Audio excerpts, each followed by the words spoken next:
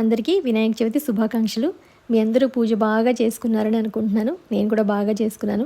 ఆ గణపతి దయ వల్ల మనందరికీ ఎటువంటి కష్టాలు రాకుండా ఆరోగ్యంగా సంతోషంగా ఉండాలని స్వామిని వేడుకుందాం మనందరమును.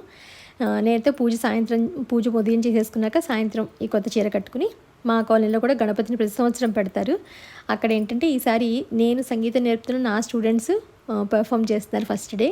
నేను పాడడం కన్నా నేను నేర్పుతున్నప్పుడు పాడుతుంటే పిల్లల్ని చూడడం చాలా సంతోషంగా అనిపించింది నాకు. ఇదంతా మా గురువులు ఇద్దరి పుణ్యమనే చెప్పచ్చు. ఎందుకంటే నేను పాడుతున్నప్పుడు నన్ను ఎంకరేజ్ చేసి మీరు కూడా చెప్పగలరు శిరీష, మీరు నేర్పండి అని చెప్పని మా గురువుల సహకారం లేనిదే నేను నేర్పలేను. నేను నేర్చుకుంటున్నదే మా కాలనీలో ఉన్న చిన్నపిల్లలకు కూడా నేర్పినట్టు నాకు సంతోషంగా అనిపించింది. వాళ్ళు కూడా చాలా బాగా పాడారు.